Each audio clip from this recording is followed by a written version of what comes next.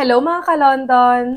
Loan dito, loan doon, panibagong araw, panibagong online loan application na naman syempre ang ating pag-uusapan.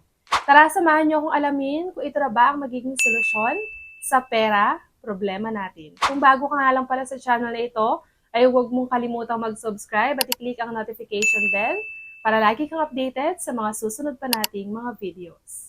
Excited nga ako ngayong araw na i-share sa inyo itong bagong online loan application dahil pwedeng-pwede ito sa mga Android users. Dahil pwede ito i-download sa Google Play Store. Alam kong marami pa rin sa atin ang mga Android users at madalas hinahanap nating online loan application ay syempre downloadable ng mga Android users. At eto nga, ay pwede daw tayo mag-loan ng up to 10,000 pesos. Naku, malapit sa katotohanan yung 10,000 pesos na yun para sa first-time user. Kaya naman, panoorin natin ang video na to hanggang dulo para malaman talaga natin kung legit ba talaga itong online loan application. I-review natin ngayong araw.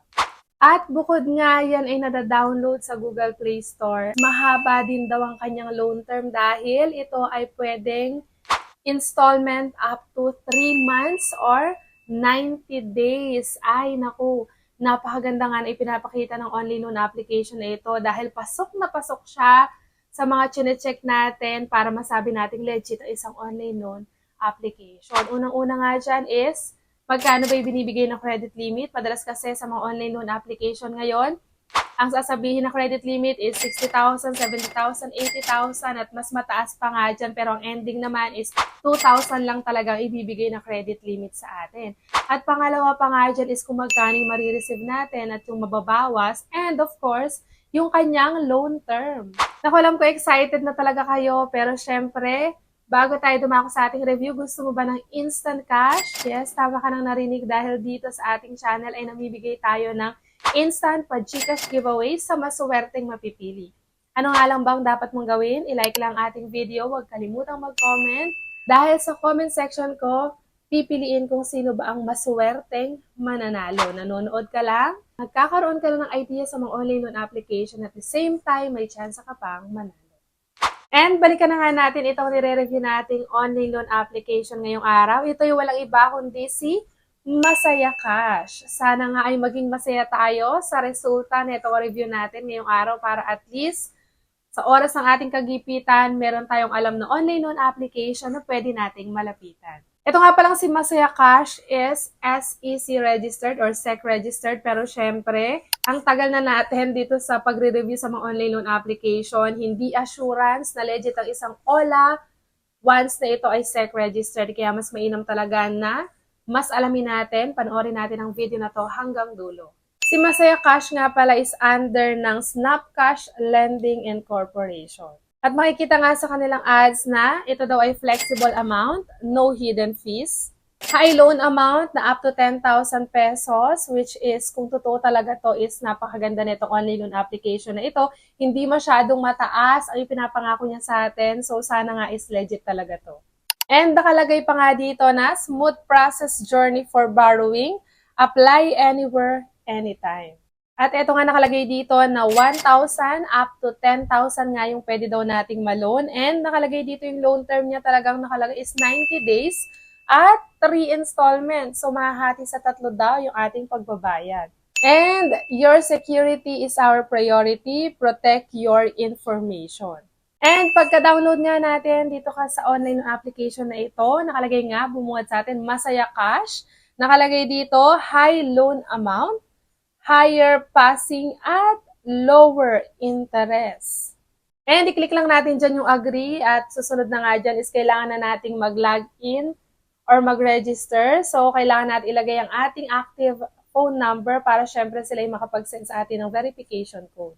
And after nga nating makapag-register, syempre dito na agad tayo sa application. So, hindi na iba to sa ibang online loan application. Meron tayong mga sasagutan kagaya ng personal information. Syempre kasama dyan yung education, kung ano natapos mo. Marital status, kung ikaw ba ay married or single. Gender, kung male or female. Kasama din ang email address, dapat active at nakaka-receive ng messages. Isa naman sa work information, nandyan yung occupation, kung anong trabaho mo. monthly income, kung magkano, syempre baka dyan nila i-base, maaari yung iyong ibibigay sa iyong credit limit. So, nandyan din yung pay cycle tuwing kailan ka sumasahod.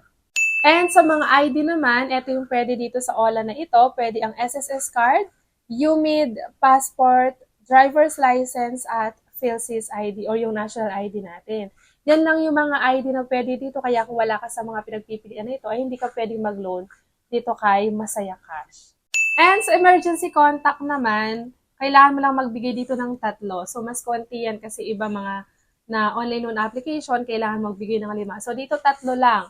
Make sure pa rin, kaisiping mabuti kung sino ilalagay natin emergency contact dahil sigurado sila yung susunod nilang tatawagan once na hindi tayo makontak at due date na or naka-due na yung ating dapat bayaran. So, mas mainam siguro, lagi ko sinasabi na kung pwede, kapamilya na lang or close friend para at least kung tawagan man is aware na lang sila na ikaw, na ginamit mo sila as contact reference.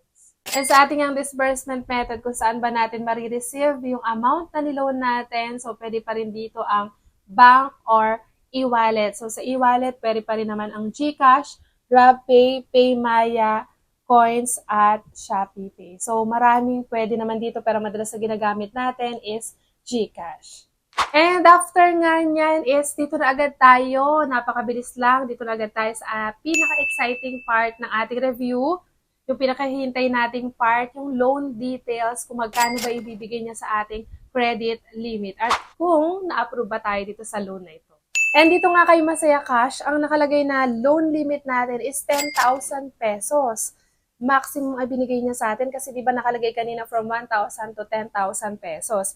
At hindi rin na bago yung loan term niya. Nakalagay pa rin dito 90 days at 3 installments. So ibig sabihin, monthly ang pagbabayad mo sa loob ng 3 buwan. At dito nga nakalagay, ang service fee niya is 450 pesos lang. At ang marireceive mong amount is 9,550 pesos. At dito nga, yung total repayment amount mo is 10,000 pesos pa rin. So kung legit talaga ito, na ganito talaga ibibigay niya sa ating credit limit, is napakaganda nito online loan application na ito. Imagine 450 pesos lang yung mababawas dun sa 10,000 pesos and then installment pa. At after 1 month pa, yung pagbabayad mo or unang pagbabayad mo ng 3,333 pesos. So, hinati lang sa 3, yung 10,000 pesos. Ang problema lang, hindi pa po tayo approve dito. Still under process pa po. Processing pa rin po yung ating application at waiting pa rin po tayo kung maa-approve tayo. So, i-update ko kayo dyan kung ma-approve ba ako dito. At sa mga nakapag-try na dito kay Masaya Cash, pwede po kayo mag-share dyan sa comment section ng inyong naging experience. Kung talaga bang legit na ganito yung online loan application or ganito yung credit limit na ibinibigay niya. At napakababa lang ng interest kasi kung talagang totoo itong credit limit na to at ang mababawas is 450 pesos para sa 10,000 pesos at babayaran natin siya sa loob ng 3 buwan. Naku, isa na ito sa pinakamagandang online loan application na na-review na natin. At yan nga, ang kabuang review natin dito kay Masaya Cash. I hope sana nagkaroon kayo ng idea and waiting pa rin ako sa pag-approve dito kay Masaya Cash. Pero syempre, kung ikaw ay nangangailangan ng instant pa-GCash giveaway, naku, i-like mo na ang ating video at huwag kalimutang mag-comment sa comment section. At baka ikaw na ang susunod na manalo. At dito na nga lang muna natatapos ang review natin ngayong araw. Hanggang sa muli mga ka-London! Bye-bye!